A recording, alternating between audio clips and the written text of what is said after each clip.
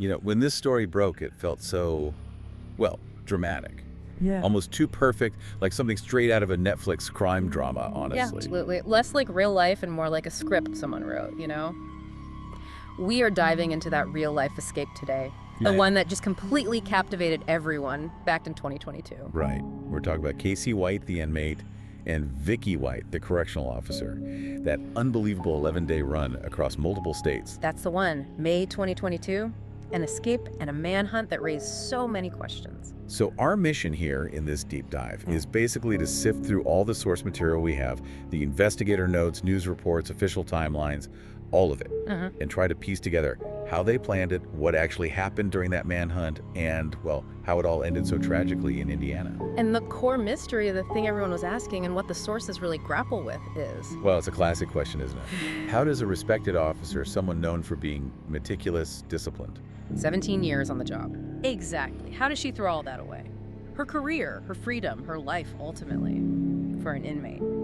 Especially one with Casey White's violent history and a 75-year sentence already. it defies logic. A total breakdown of trust in the system. Completely incomprehensible on the surface. Okay, so let's set the stage. Talk about the two main players here, because the contrast is just stark. It really is. First, you've got Casey White, the inmate. And, I mean, physically imposing, right? 6'9". Yeah, a huge guy. Already serving a long sentence, 75 years for a really violent crime spree back in 2015. And on top of that, facing capital murder charges for another case. So, by any measure, a dangerous individual. Someone who should have been under maximum security. No question. Then there's Vicky White. And, important point, no relation, just happen to share the same last name. Right, just a coincidence that added another layer of weirdness to the whole thing. Totally. And she was, well, the polar opposite on paper. Quiet, seen as incredibly disciplined, almost 2 decades working at the Lauderdale County Detention Center. And just days away from retirement, which is just unbelievable. Her coworkers, they described her as like motherly, loyal, dependable, you know, the kind of person you'd never expect this from. Her whole life seemed routine, predictable, respected. And that respect, her seniority. That's key, isn't it? The sources suggest that her long tenure gave her a level of trust Oh, absolutely. that let her bend or even break rules that a junior officer just couldn't have. Precisely. And that trust, that authority she'd built up over 17 years, that's what she used on April 29th, 2022, the day it all started. Okay, so what was the official story that day? She told her colleagues, her subordinates, that she was taking Casey White to the courthouse. Said it was for a mental health evaluation. Something she'd done before. Dozens of times, apparently. It was routine transport. And because of her rank, her trusted status, she was allowed to transport him alone, which was against policy, but overlooked because it was her. It was all a lie. A complete fabrication. The sources are clear. There was no evaluation schedule, no appointment. They weren't planning on coming back. She used her everyday duties as the perfect cover. Exactly. It bought them time. A crucial head start, maybe an hour, hour and a half, before anyone even realized something was seriously wrong. Before the alarm was raised about a massive security breach. And they needed that head start because, as we learned later, this wasn't some spur-of-the-moment decision. Not even close. This escape was planned for months. Wait, hang on. Months. She's weeks from collecting her pension, starting retirement. Yeah. How? How did she hide planning something like this for months from people she worked with side by side every day? Well, that's what's so staggering when you look at the evidence investigators uncovered. The level of premeditation just flies in the face of her whole professional image. It wasn't impulsive at all. No, this was a long game. She was systematically liquidating her entire life, basically, starting long before that day in April. I remember the house sale. That detail really stood out. Selling her home. And not just selling it fast. The records show she sold it way below its market value, just weeks before the escape. Which tells you something right there. It tells you speed was more important than money. She needed cash, untraceable cash, and she needed it now. That quick sale gave her a big chunk of funds that would be harder to track. Okay, so she got the cash. What else? What other preparations did the investigators find? The logistics were carefully thought out. She'd been pulling money from savings. She even bought things they might need on the run. And critically, she bought their first getaway car. Ah, yes, the Ford Edge. That rusty orange 2007 Ford Edge, bought with cash, of course. Seems like a smart choice in a way. Blends in, doesn't exactly scream fugitives on the run. Exactly. It's that gray man idea. Unremarkable, easy to ditch. The sources say she paid about $5,500 cash for it. It suggests she wasn't thinking about a quick sprint. She was planning for a long evasion. Wow, the level of commitment, it's chilling. And the betrayal, like you said, nobody saw it coming. Not colleagues, not family. Total shock all around. So, okay, They drive out of the facility. The lie buys them some time, but eventually someone notices they aren't back. Right. Once the courthouse confirmed there was no appointment and they weren't checked in anywhere, panic. The alarm goes out. And the manhunt is on, which lasted, 11 days? 11 intense days, and it blew up nationally almost immediately. Everyone was talking about the two whites, the officer and the inmate on the run. This is where the big guns get called in, right? Oh, yeah. As soon as it was clear they'd likely cross state lines, the U.S. Marshals Service took the lead.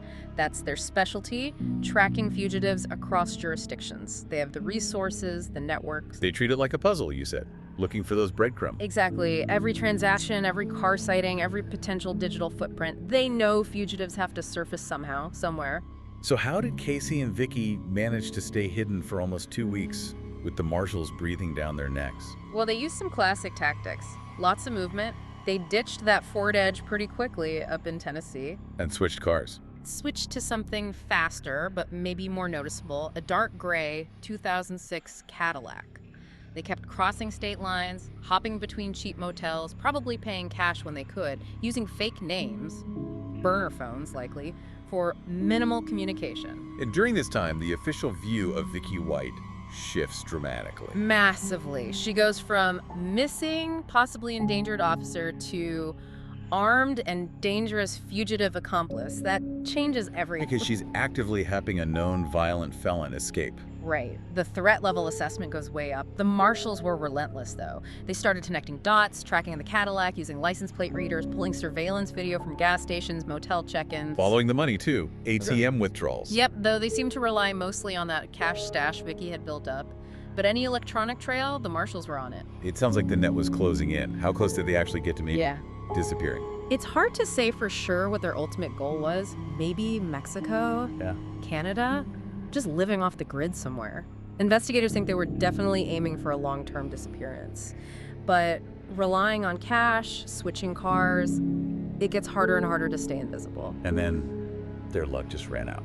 In Indiana. Spectacularly. Evansville, Indiana, May 9th, 2022. So that's 11 days after they drove out of the jail in Alabama, almost 300 miles away. What led the marshals there? A tip came in about that Cadillac. It was distinctive enough. Authorities located it at a motel in Evansville. And they moved in. They started surveillance. When Casey and Vicky left the motel and got back in the Cadillac, the marshals moved to intercept. Leading to a chase. A short one, but high speed. The marshals used what they call a PIT maneuver, a tactical move to force the fleeing car to turn sideways and stop. And it worked. It worked. The Cadillac veered off the road and crashed into a drainage ditch. The chase was over. What happened right after the crash? In those first few moments? It was fast. Casey White, the huge inmate, he apparently gave up immediately, surrendered right there at the wreck. No resistance from him. Sources say none. He was taken into custody pretty quickly. But Vicky? When the officers got to the car, just seconds later, they found Vicky White inside. She had a gunshot wound to the head. Self-inflicted. That's what the investigation concluded, a self-inflicted wound. The sources say she died right there at the scene, just moments after the crash. Her escape, her new life, lasted 11 days. And the things found in the car. Oh. They really tell a story about how serious this plan was. Oh, definitely. Investigators inventoried everything. That $29,000 in cash we mentioned. From the house sale, most likely. Almost certainly. Plus, multiple guns, handguns, an AR-15, a lot of firepower. And the disguises. Wigs, other items, documents they might have needed. It all pointed to a plan to stay hidden, maybe fight if cornered, and live off the grid for a long time. This wasn't just a panicked run. And Casey White, once he was back in custody, what was his story? Well, according to the reports, he started talking pretty quickly. And his main claim was that he didn't want Vicky to die, that he wouldn't have done this if he thought she'd get hurt. Did he take responsibility for the escape itself? He claimed she was the mastermind, that Vicky planned the whole thing, arranged the money, the cars, the route. basically putting all the logistical and financial planning onto her. Which is convenient for him, obviously. Very convenient, and it raises that question, doesn't it? Given his history, his physical presence, was he really just a passive passenger in all this? Or was he maybe manipulating her, playing on that loyalty everyone described? The sources only give us his side of that part of the story. So, wrapping this up, it's just an incredible, shocking story from start to finish. You have this trusted officer, model employee. Ready to retire. Ready to retire, throws it all away for this dangerous inmate.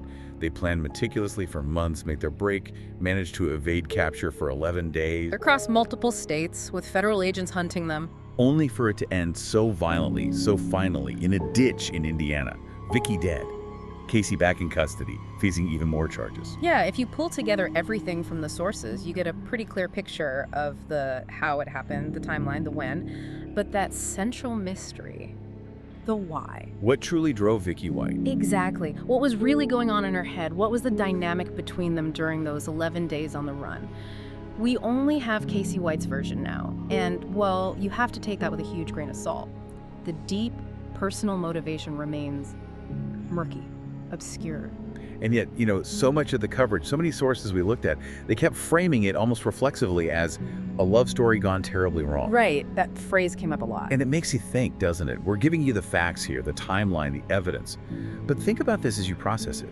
When we encounter a story like this, a high-stakes crime involving a woman, especially one who makes such a seemingly irrational, catastrophic choice, why is the default narrative so often about personal emotion, like love or obsession? Even when the facts we do have, the money, the guns, the planning, the sheer calculation involved, point just as strongly, if not more so, towards something else, something perhaps colder, more calculated, involving betrayal and violence. It's just something to consider.